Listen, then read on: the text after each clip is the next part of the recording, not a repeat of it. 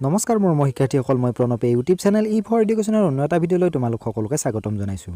মোৰ শিক্ষাৰ্থীসকল, আজি মই তোমালোকৰ মাজলৈ লৈ আহিছোঁ হায়াৰ ছেকেণ্ডাৰী ছেকেণ্ড ইয়াৰৰ বিহু নামৰ বিষয়টোৰ অধ্যায় নম্বৰ 5 গ তিৱা জনগোষ্ঠীৰ বিহুৰ পৰম্পৰা। এই ইউনিটটোৰ যিখন অনুশীলন আছে সেই অনুশীলনৰ প্ৰশ্নৰ উত্তৰসমূহ ইতিমধ্যে আমি যোৱা ভিডিঅ'টোত কুৱেশ্যন নম্বৰ 1ৰ পৰা 4লৈ আলোচনা কৰিছোঁ। আজি কুৱেশ্যন নম্বৰ 5ৰ পৰা কুৱেশ্যন নম্বৰ 8লৈ আলোচনা কৰিম। তেতিয়াহ'লে আহাচোন পলম নকৰি আজিৰ ভিডিঅ'টো আৰম্ভ কৰোঁ। তাৰ আগতে তোমালোকলৈ এটা অনুৰোধ, মোৰ চেনেলটো যদি ছাবস্ক্ৰাইব কৰা নাই তেতিয়াহ'লে ছাবস্ক্ৰাইব কৰি দিবা আৰু কাষতে থকা বেল আইকনটো প্ৰেছ কৰি দিবা। মই দিয়া এনেকুৱা ধৰণৰ শিক্ষামূলক ভিডিঅ'সমূহ লগতে বিভিন্ন প্ৰশ্নৰ উত্তৰসমূহ নিয়মিতভাৱে পাই থাকিবলৈ।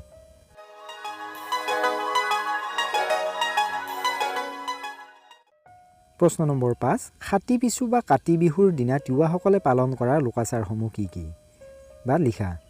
কাতি বিহু বা কাতি বিহু কৃষিভিত্তিক উৎসৱ হিচাপে আহিন কাতিৰ সংক্ৰান্তিৰ দিনাই নীতি নিয়মৰ মাজেৰে তিৱাসকলে আড়ম্বৰভাৱে পালন কৰি আহিছে। সংক্ৰান্তিৰ সন্ধিয়া ঘৰৰ গৃহস্থ আৰু গৃহিণীয়ে পথাৰত কলপুলি পুতি ধূপ দীপ জ্বলাই মাহ প্ৰসাদ তামোল পাণৰ শৰাই আগবঢ়াই শস্যৰ হানি বিঘিনি নহ'বৰ বাবে লখিমীক স্তুতি কৰে। ঘৰৰ পদূলি মুখ, বাৰীৰ চৌপাশ, গোহালি ঘৰ, ৰান্ধনি ঘৰ, তাঁতশালত চাকি জ্বলোৱাৰ লগতে ভঁৰালৰ সন্মুখত চাকি জ্বলাই আধ্যাত্মিকতাৰে শৰাই আগবঢ়াই লখিমী আইক আৰাধনা কৰে। অঞ্চল আৰু ফৈদভেদে কাতি বিহু তিৱাসকলে বৰঘৰ আৰু থানত উপাস্য দেৱ দেৱী আৰু মৃতকলৈ কুমলীয়া তামোল পাণ আগবঢ়ায়। কাতি বিহুৰ এটি তাৎপৰ্যপূৰ্ণ লোকাচাৰ হ'ল বাঁহৰ টঙালেৰে ত্ৰিভুজ আকৃতিৰ চণ্ডাল তৈয়াৰ কৰা কাৰ্য। কৃষিজীৱী তিৱাসকলে বাঁহনিৰ পৰা বাঁহৰ আগলি অংশ কাটি আনি তাত একোখনকৈ চণ্ডাল আঁৰি ফুল পাতেৰে সুন্দৰকৈ সজাই একোডালকৈ চাটবাৰি বা চাটমাৰি প্ৰস্তুত কৰে। ঘৰৰ মুখিয়ালে সেই চাটবাৰিডাল শ্ৰদ্ধা সহকাৰে নি ধাননি পথাৰত পোতে। সেইদিনা পথাৰত থোক মেলা ধান অনিষ্টকাৰী পোক পৰুৱাৰ পৰা ৰক্ষা পাবলৈ ৰবাৰ টেঙাৰ বাকলি ছটিওৱা হয়। উল্লেখযোগ্য যে কাতি মাহৰ সংক্ৰান্তিৰ দিনাৰ পৰা তেতেলীয়া তিৱাসকলে ৰবৰ উৎসৱৰ আৰম্ভণি কৰে।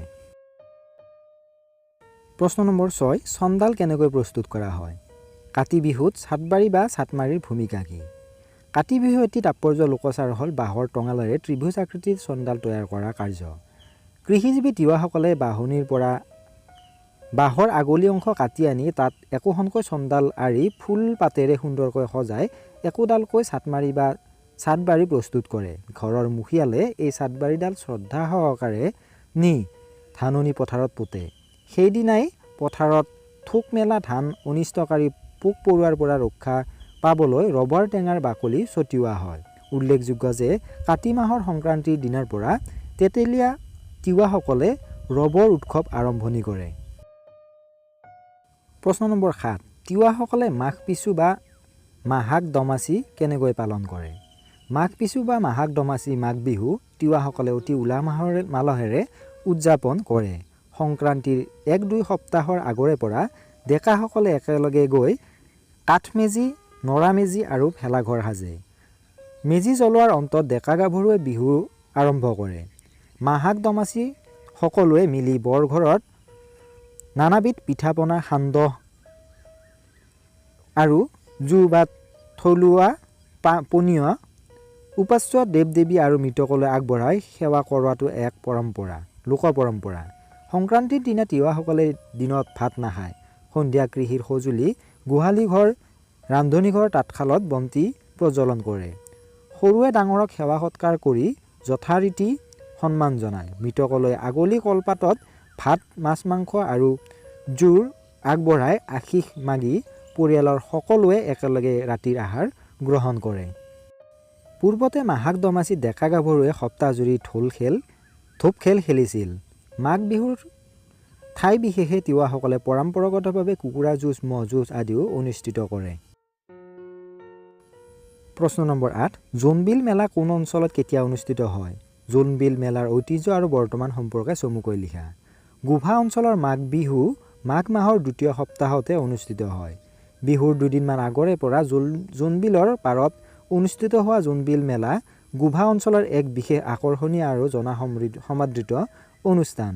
জোনবিল মেলা আৰম্ভ হোৱাৰ পূৰ্বতে জোনবিলত নামি সামূহিকভাৱে মাছ ধৰাটো এক উল্লেখযোগ্য পৰম্পৰা।